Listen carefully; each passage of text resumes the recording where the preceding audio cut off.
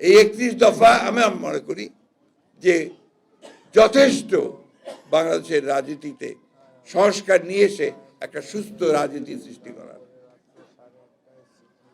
কিন্তু এই যে আপনার দুরাত্মার তো ছলের অভাব নেই। আওয়ামী লীগ তো অস্বীকার করেই গেছে। এখন যারা নতুন আসছেন তাদের কাছে নতুন নতুন কথা শুনছি। এখানে আমি খুব বাস্তববাদী কথা বলতে চাই। কথা বলতে যে আমার প্রায়োরিটিটা কি? What is my priority? Priority হচ্ছে আমার দেশে একটা গণতান্ত্রিক পরিবেশ ফিরিয়ে নিয়ে আসা, একটা ডেমোক্রেটিক স্পেস তৈরি করা। আজকে এই ইন্টারিম গভর্নমেন্টকে আপনার অন্তর্বর্তীকালীন সরকার আমাদেরই তৈরি করা। আমরা সমর্থন দিয়েছি, ছাত্ররা দিয়েছে, ডক্টর ইউনূসকে দিয়েছে, আমরা সবাই খুশি হয়েছি, তাই না? যে একদম সম্পূর্ণ নিরপেক্ষ যোগ্য মানুষকে দেওয়া হয়েছে। তো একটা জিনিস আমাদের স্বীকার করতে হবে, এদের কারণে কিন্তু আপনার রাজনৈতিক কোনো অভিজ্ঞতা নেই, তাই না?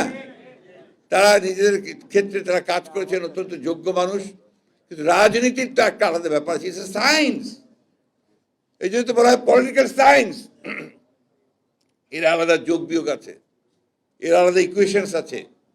এটাকে বুঝতে হবে কিন্তু রাজনীতিবিদদের, এটা রাজনীতিবিদদের। এবং সেই জন্যই আমরা রাজনীতিবিদদের বলছি, আমরা বলছি যারা আমরা একটু বয়স্ক প্রাজ্ঞ, আমরা বলছি দ্রুত নির্বাচন দ্রুত করো। কেন বলছি? বিএনপি ক্ষমতা যাওয়ার জন্য নো, আমরা বলছি নির্বাচনটা দ্রুত না হলে এই সমস্যাগুলো বাড়বে, অন্যান্য সমস্যা বাড়বে। এখন আপনার যারা গণতন্ত্রকে ধ্বংস করতে চায়, বাংলাদেশের আপনার যে স্টেবিলিটি নষ্ট করতে চায়, তারা মাথা চারা দিয়ে উঠছে। দেখুন না কত সমস্যা তৈরি হয়ে গেছে। এখন বাংলাদেশে সাম্প্রদায়িকতা তৈরি করার জন্য কাজ করা হচ্ছে। ফ্যাক্টরি জ্বালিয়ে দিচ্ছে, যা আমাদের দেশের সবচেয়ে বড় সম্পদ, দিনের পর দিন জ্বালিয়ে দিচ্ছে। এরা কিচ্ছু করতে পারছে না। কেন করতে পারছে না? Because there is no politics there. Political শক্তি নাই।